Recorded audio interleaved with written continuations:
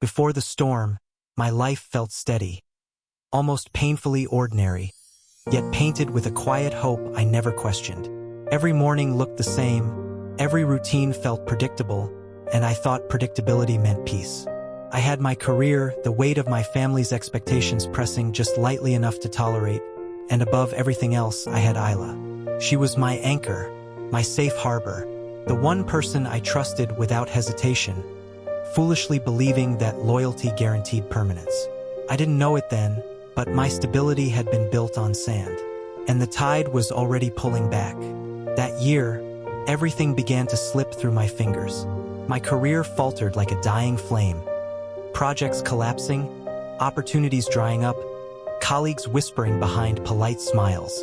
At home, pressure tightened around me like invisible chains. Every failure felt amplified, every disappointment louder than the last. I became fragile, exposed, a version of myself I barely recognized. Through it all, I clung to Isla. I thought love would be enough. Love, after all, was the one thing that had never betrayed me. Until it did. The world didn't break with thunder. Cracked quietly. I found out about her betrayal on a Tuesday. A normal day, the kind of day that should have passed without consequence. I remember the faint smell of coffee lingering in the office, the printer humming, my phone buzzing with a message I almost ignored. It was her. "Can we talk?" I stepped into an empty conference room, expecting a small argument, maybe a confession about needing space, or stress, or some problem we could solve. Instead, she stood there with a smile that didn't reach her eyes. And when she spoke, her words sliced through the air like sharpened glass. "I'm leaving. I've been seeing someone else for a while. Someone else. Him. My colleague. A man I respected, laughed with, trusted in ways I never thought would matter. He can give me what you never could," she said, gently, almost kindly, like she was offering me a consolation prize instead of shattering my world. The moment froze. My chest tightened. My heart split. The room seemed smaller, suffocating. The walls closing in as her words echoed cruelly inside my head. I replayed every moment we shared. Every laugh, every late-night conversation, every whispered promise, and I felt like a fool. How had I been so blind? How had I not seen the distance forming, the coldness hiding behind her smiles? She didn't cry. She didn't break. She simply walked past me, heels clicking against the floor like a metronome counting down the final seconds of a life I once knew. The door closed behind her. Silence screamed, and somewhere in that silence, buried beneath shock and heartbreak, a faint spark flickered. Not hope, not rage, something else darker, sharper, waiting.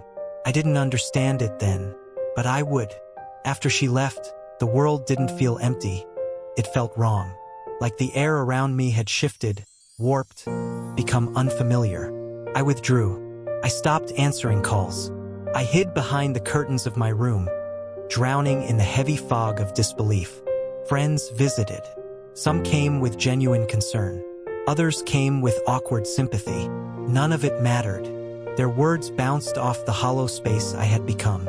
Nights were the worst. I'd lie awake staring at the ceiling, questions clawing at my mind. How could she? Was I not enough? Why him? Where did I fail? The questions never answered themselves. They just circled, gnawing, tearing. Bitterness seeped in slowly, like poison spreading through my bloodstream. Mistrust formed armor around my heart. My voice sharpened, my humor thinned, my gaze turned cautious. Piece by piece, I became someone I didn't recognize, but someone who could survive. One night, after hours of tearing through old messages and memories, I made a decision. Not heroic, not dramatic, barely even conscious. I will survive this. Not forgive, not forget, not heal, just survive. Felt like rebellion, quiet, small, but it was the spark I needed, the beginning of a transformation. I met Zion by chance, an old friend, hardened by his own heartbreaks, a man who had learned to sharpen himself instead of shatter. He didn't offer comfort, he offered truth. "You're letting the pain write your story," he said. "Stop bleeding and start building." His words hit harder than any sympathy ever could. That night, something inside me shifted. I stopped waiting for closure. I stopped checking her social media. I stopped staring at my phone hoping she might apologize or return. Instead, I worked. Longer hours, late nights, networking, training, learning skills I once ignored, rebuilding a life she assumed she had the power to break permanently. Every step forward felt like reclaiming territory inside myself. Isla's shadow followed me at first. Her laugh, her voice, the ghost of what we'd been. But instead of breaking me, the memories fueled me. Is this revenge? I asked myself once. Or am I just reclaiming what was always mine? The truth blurred. But it didn't matter. Movement mattered. Progress mattered. I became relentless. And slowly, very slowly, the pieces of my life started falling into place. A breakthrough project. Recognition from people who once overlooked me. New doors opening. It wasn't luck. It wasn't fate. It was the beginning of my rise. Transformation became survival. Survival became purpose. Purpose became hunger. I pushed myself ruthlessly. New career path. Grueling workouts. Consistent self-discipline.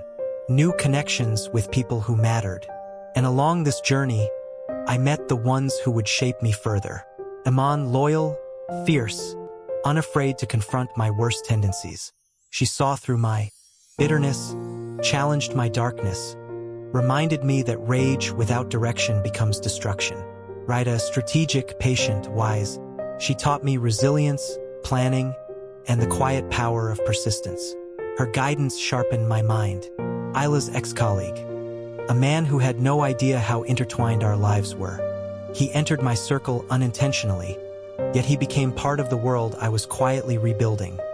Proof that the past could no longer intimidate me. Small victories began to stack. Compliment from a stranger, a successful project, a moment of unexpected laughter. The anger inside me didn't disappear. It evolved. It became focus, determination, fuel. One day, I looked into the mirror and saw it, a version of myself stronger, sharper, more alive. Not complete, but undeniably transformed. Fate tests you when you least expect it. I didn't expect to see her. Not there. Not that night.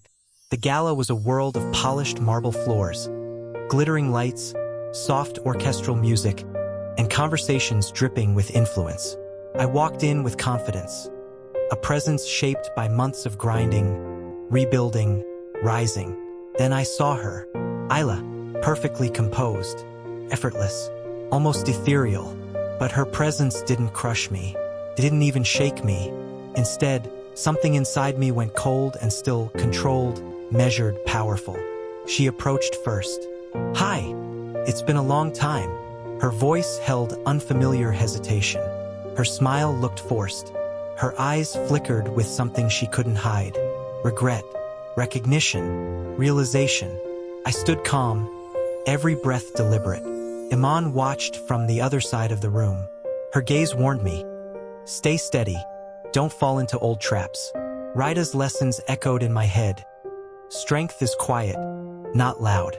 Our conversation was polite, professional, hollow. But beneath the words, I felt the shift. The undeniable truth settling into her expression. She had underestimated me. When she walked away, a trace of regret followed her. Subtle but unmistakable. And for the first time, I didn't feel broken. I felt in control. Life doesn't always take revenge loudly. Sometimes it whispers. Soon after the gala, I began to notice cracks forming in the perfect world she had left me for. Her new relationship, once paraded as flawless, showed strain. I heard whispers of arguments, frustrations, disagreements she couldn't hide. Meanwhile, my own life was ascending. Promotions, recognition, new invitations, stronger friendships, stability, progress. I saw the way she looked at me from a distance, the flicker of something raw in her gaze. A question, a memory, a mistake. Am I cruel? I wondered once. Or is this simply fair? I didn't push anything. I didn't sabotage her life. I didn't manipulate fate. I just grew. And she witnessed the consequences of her choices. I didn't need to speak. Her eyes told me enough. She saw me rising. She saw herself shrinking. And that was enough. Came at night. Her message. Hesitant. Soft. Loaded with unspoken apology. I've been thinking a lot about us. The word almost made me laugh. I read her message calmly, the way a king looks at the remains of a battlefield he has already conquered. My reply was measured, sharp, controlled. No anger, no desperation, no longing. She stumbled through her responses, her confidence cracking with each sentence. For the first time, I saw her vulnerable, unsure, seeking something she no longer had the right to seek. Isla had once dictated my nights with heartbreak. Now she trembled at my silence. Iman smiled softly when I told her. Rida nodded knowingly. This wasn't revenge. This was evolution. The conversation ended with polite tension, an acknowledgement of the power shift neither of us needed to say. I had already won. Not against her. Against the version of myself she once broke. She found me in person eventually. Isla approached slowly, her voice trembling, her eyes searching my face for a softness that no longer existed. I never realized what I lost. The words came out like broken pieces of a confession she wasn't ready to give. Inside me, emotions clashed. Empathy for the woman I once loved. Anger for the woman who betrayed me. Understanding for the man I used to be. Flashbacks hit me like waves. Our laughter, our whispered dreams, her betrayal, my collapse, my rise. But unlike before, the memories didn't wound. They clarified. She spoke. I listened. And then I answered, calm, steady, unshakable. I'm not yours anymore. Not to hurt. Not to keep. Not to reclaim. Her eyes glistened with regret. But regret is a currency without value once the bridge has burned. I didn't argue. I didn't shout. I didn't break. I simply walked away, leaving behind a letter. A symbolic goodbye she would never receive directly. A closure carved entirely on my own terms. This wasn't triumph. This was freedom. The storm had passed. Its echoes remained, but they were distant now. Faint rumbles that reminded me of where I started, not where I stood. I looked back at the man I used to be. Fragile, naive, desperate for validation. I felt a strange tenderness toward him, a quiet mourning for the innocence he lost. But I was not that man anymore. Through heartbreak, I had gained clarity. Through betrayal, I had built resilience. Through darkness, I had discovered strength. Iman stood by me, her smile soft but proud. Friends gathered around me. Friends I had chosen, friends who had stayed through the rebuilding. I realized then that my transformation was bigger than revenge, bigger than Isla, bigger than pain. I had built a life not from anger, but from purpose. And her regret belonged to her alone. It no longer shaped my world. I walked into the evening air, feeling it cool and steady against my skin. The world ahead stretched wide, open, waiting for my next step.